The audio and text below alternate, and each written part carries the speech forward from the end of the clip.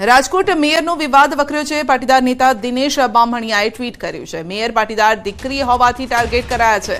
વધુમાં કહ્યું છે કે રાજકોટ મેયરના ટ્રાવેલિંગના નામે હવે વધુ એક નેતાને વિવાદમાં લાવીને ખતમ કરવાનું કામ થઈ રહ્યું છે। તો કારણ માત્ર એટલું જ છે કે તેઓ પાટીદારની દીકરી છે। મારું કામ માત્ર ધ્યાન દોરવાનું છે અને હવે જોવાનું સમાજે છે।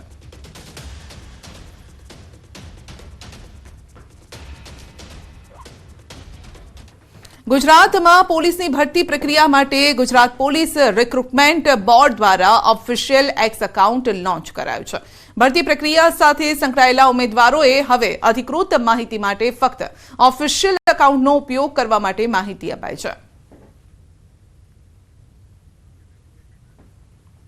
સુરેન્દ્રનગર જિલ્લામાં આવેલ સુપ્રસિદ્ધ યાત્રાધામ ચોટીલા ખાતે લાખોની સંખ્યામાં શ્રદ્ધાળુઓ દર્શનાર્થે આવતા હોય છે, ત્યારે એસટી વિભાગ દ્વારા ચોટીલા હાઈવે પર મુસાફરો માટે પિકઅપ સ્ટેન્ડ તો બનાવવામાં આવ્યું, પરંતુ પિકઅપ સ્ટેન્ડમાં પ્રાથમિક સુવિધા આપવાનું જાણે કે તંત્ર ભૂલી ગયું।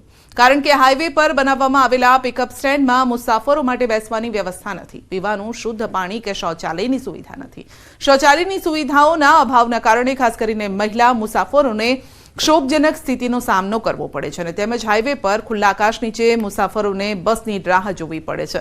આ મામલે તંત્રને રજૂઆત કરાઈ છતાં લોકોની રજૂઆત તંત્રના કાન સુધી નથી પહોંચી, અને એક તરફ સરકાર યાત્રાધામ બોર્ડ અંતર્ગત યાત્રાધામોના કરોડો રૂપિયાના ખર્ચે વિકાસ કરતી હોવાની વાતો કરે છે, બીજી તરફ ચોટીલા જેવા સુપ્રસિદ્ધ યાત્રાધામમાં હાઈવે પર પિકઅપ સ્ટેન્ડમાં પ્રાથમિક સુવિધા પણ નથી।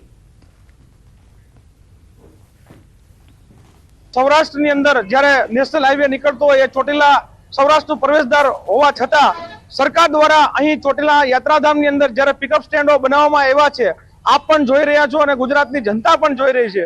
પૂનમ અને જ્યારે અમારા વાર તહેવાર આવે, જન્માષ્ટમી આવે, નવરાત્રી આવે માતાજીની, ત્યારે અસંખ્ય યાત્રિકો આવતા હોય છે, પણ સરકાર દ્વારા સુવિધાના નામે અહીંયા મીંડું છે, આપ પણ જોઈ રહ્યા છો। કોઈ પાણીની વ્યવસ્થા નથી।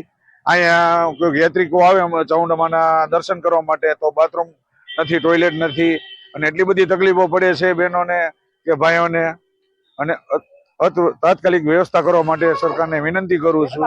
સુરેન્દ્રનગર જિલ્લામાં આવેલ સુપ્રસિદ્ધ યાત્રાધામ ચોટીલા સમગ્ર રાજ્ય સાથે દેશના લોકો માટે આસ્થાનું કેન્દ્ર છે, પરંતુ યાત્રાધામ ચોટીલા ખાતે હાઈવે પર તંત્ર દ્વારા બનાવવામાં આવેલા પિકઅપ સ્ટેન્ડ પર સુવિધાના નામે માત્ર અને માત્ર લોકો દ્વારા અને તંત્ર દ્વારા આશ્વાસન આપવામાં આવ્યું તેવી પરિસ્થિતિ સર્જાય છે। આપ ટીવી પરના દ્રશ્યોમાં જોઈ શકો છો કે ચોટીલા હાઈવે પરના આવેલા પિકઅપ સ્ટેન્ડમાં કોઈ પણ પ્રકારની સુવિધાનો અભાવ જોવા મળી રહ્યો છે। લોકો માટે ઉભા રહેવા માટે કે બેસવા માટે કોઈ પણ પ્રકારની વ્યવસ્થા નથી।